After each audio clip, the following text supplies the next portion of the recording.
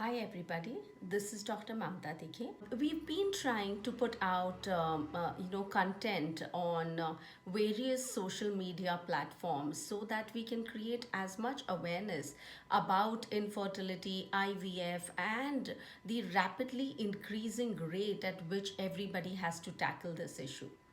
Today, I'm going to speak to you about a question a lot of people who enter IVF ask me, and that is whether should a blastocyst transfer be done for every patient?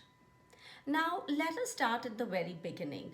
I know that people who are aware of IVF or have been through it, and of course, people who are contemplating the IVF process may be aware of what a blastocyst means. But first things first. So, let me begin with what a blastocyst is. So basically in IVF, as we all know, what we are doing is creating embryos outside of the woman's body.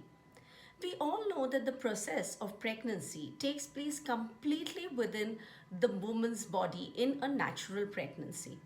In IVF, we are actually making more follicles or oocytes in the woman's body by giving her hormone injections. Once these are mature, we retrieve these oocytes out of the body through a small procedure. These oocytes are then sent to the laboratory where they are fertilized with the sperm of the husband, and then these embryos are cultured in the laboratory.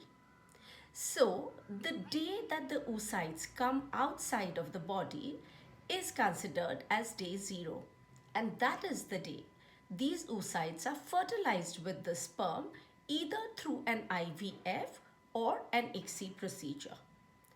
The next few days following this fertilization is called as day 1, 2, 3, 4, and 5. So, day 1 is the time when we check whether the oocytes have been fertilized. On day 2, it is a cleavage state of the embryo where the embryo is undergoing division of the cells in order to multiply and create a multicellular new life. Day 3, these cells undergo further division and we have an 8-cell embryo. On day 4, there are so many cells that are in this embryo that it is not possible to count it, and it kind of just forms a mass which is called the morula. On day 5, what happens is that these cells that are there in the morula start differentiating. What do they differentiate into? They differentiate into a cell line called the trophoblast and a cell line called the inner cell mass.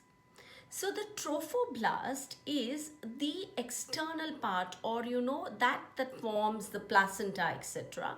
Whereas the inner cell mass is where the embryo generates from.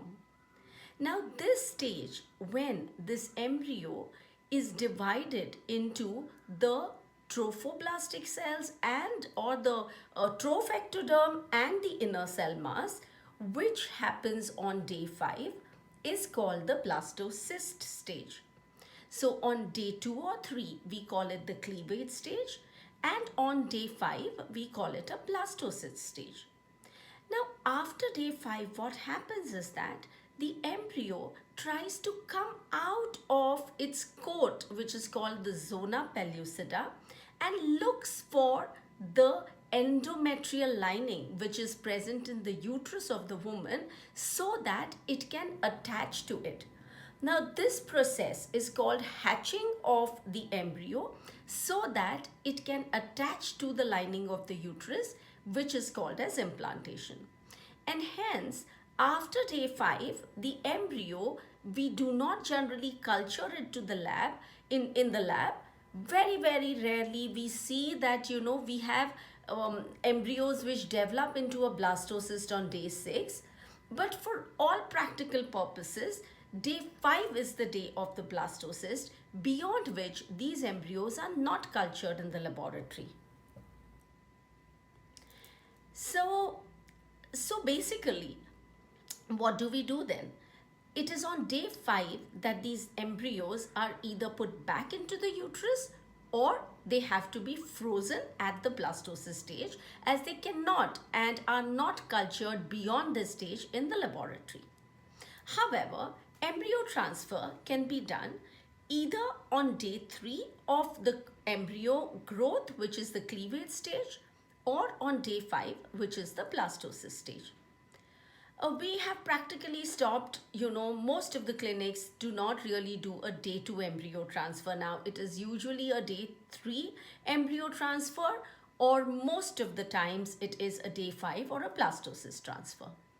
Now, obviously, because this embryo is being cultured in the laboratory for a longer time, we can see how this embryo is progressing further, which embryos undergo an arrest and stop growing, and which embryos actually grow into a blastocyst in the laboratory, and hence we are able to pick up the more viable embryos when we are doing a transfer at the blastocyst stage. Due to this, the chances of implantation of the embryo increase when you do a blastocyst transfer. Also, usually what is happening is in a natural pregnancy, the cleavage stage embryo, the fertilization and the cleavage stage of the embryo is happening in the fallopian tube of the woman in a natural pregnancy. Because it is in the fallopian tube that the fertilization takes place, the embryo then starts cleaving, and then as it reaches the blastocyst stage, that is when it is entering into the uterus. Hence, a blastocyst stage transfer not only helps us to understand which embryo is actually more viable and which is further progressing into a blastocyst stage, but it also helps us to do an embryo transfer at a more physiological time when this embryo is supposed to be in the uterus. Obviously, the chances of pregnancy or implantation with a blastocyst transfer is definitely slightly higher compared to a cleavage stage or a day 3 embryo transfer. The question then is, should every patient go through a blastocyst transfer only? And the answer to this is that it will all depend on the patient characteristics, the number of embryos that we have in hand, the quality of the embryos that we have in hand, and the chances of how many embryos we can get for vitrification or freezing for a next embryo transfer. Hence, women who have a less number of embryos in their hand, generally there is a tendency to do an embryo transfer earlier. This is because every embryo which is at a cleavage stage, for example, let's say you have about 6 embryos at the cleavage stage, there's a very likely chance, and which has been proven, that only about 40% of these embryos will progress to a blastocyst stage, or a 50% of these embryos will progress to a blastocyst stage. So obviously you're going to have more embryos on day 3 compared to the number of embryos that you're going to have at a blastocyst stage. And hence, at times, if you have lesser embryos in hand, the doctor may feel that having an internal environment of the uterus may actually help these embryos grow better inside the womb rather than culturing them outside in the laboratory, and run the risk that none of these embryos go to a blastocyst stage. It is known that in women who are poor responders and who have lesser number of eggs, doing an embryo transfer at an earlier stage may in fact increase the pregnancy rate slightly. It will also depend on the quality of the embryos that you have. You need good top quality, at least 2 top quality embryos, if not more, for these embryos to proceed to a blastocyst stage. And hence, embryos which are not of a very good high quality, sometimes it might be a little risky to take them to a blastocyst stage and risk having no embryos growing to a blast. Also, sometimes because of extended cultures in the laboratories, the external coat of the embryo that we call the zona pellucida can undergo hardening, and hence these embryos may find it a little difficult to hatch and implant. Under all these circumstances, it is the doctor and the embryologist who come together as a team and decide which patient should go through a blastocyst transfer and which patient should go through a cleavage stage transfer. So definitely, an IVF lab must and should and does strive for a blastocyst transfer, because definitely the pregnancy rates are going to be better. But remember, we are in the age of individualization. We know that one shoe does not fit all, and hence blindly thinking that only a blastocyst transfer will get a pregnancy and a cleavage stage transfer is not the right thing, is would not be actually correct. And hence every patient should be individualized to decide which stage of transfer will benefit the patient the most. Also, if we do a transfer on day 3, we do get more supernumerary embryos to freeze. Obviously, because all embryos are not going to go to a blastocyst stage, on day 3 we will have more embryos in hand.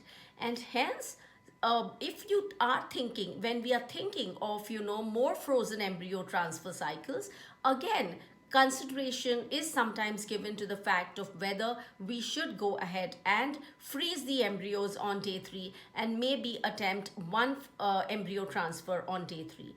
So all in all, it is individualization that is important. Of course, when possible, a blastocyst transfer definitely should be given precedence, but there will be conditions even more than what I have cited here in this video, which might argue in favor of a cleavage stage transfer for a particular patient. Therefore, if you are going through an IVF and your doctor has suggested a day 3 transfer, talk to your doctor. Try and understand the pros and cons of the decision that they are making, and trust that everything is probably being thought of and is being done for your favor. So try and understand the implications behind each step that is taken in your IVF.